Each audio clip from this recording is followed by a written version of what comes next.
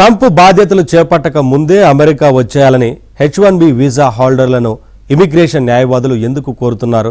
Working వీసాల విషయంలో ప్రస్తుత అధ్యక్షుడు జో బైడెన్ గుడ్ న్యూస్ చెప్పారు. ట్రంప్ దాన్ని బ్యాడ్ న్యూస్ గా మారుస్తారా? మార్చుకునే అవకాశం కల్పించింది. ఇది లక్షల మంది భారతీయ వృత్తి వేగంగా ప్రాసెస్ చేయాలని నిర్ణయించారు.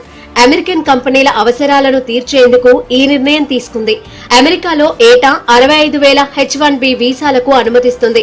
అదనంగా మరో 20,000 అడ్వాన్స్ డిగ్రీ వీసాలను కూడా జారీ చేస్తుంది. కానీ చాలా నాన్ ప్రాఫిట్ సంస్థలు దీని నుంచి మినహాయింపులు ఉన్నాయి. కొత్త నిబంధనల కింద ఈ సంస్థలు తమ పనిని పరిశోధనగా పేర్కొనాల్సి ఉంటుంది. హై స్కిల్డ్ వృత్తి నిపుణులను నియమించుకునేందుకు అమెరికా వ్యాపార సంస్థలు H1B వీసాలపై ఆధారపడ్డాయి. తాజా మార్పులతో యజమానులకు ప్రపంచవ్యాప్తంగా ఉన్న ప్రతిభావంతులను నియమించుకునేందుకు జో బైడెన్ మరింత సౌలభ్యం కల్పిస్తున్నారు. ఇది అమెరికాలో పోటీతత్వాన్ని పెంచుతుంది. భారతీయులకు వెయిటింగ్ టైం కూడా తగ్గిస్తూ వలస విధానం ఎలా ఉంటుందో ఎవరూ చెప్పలేకపోతున్నారు. నేరస్తులు శిక్షలు పడ్డవారిని దేశంలోకి రాకుండా ఆపుతారా?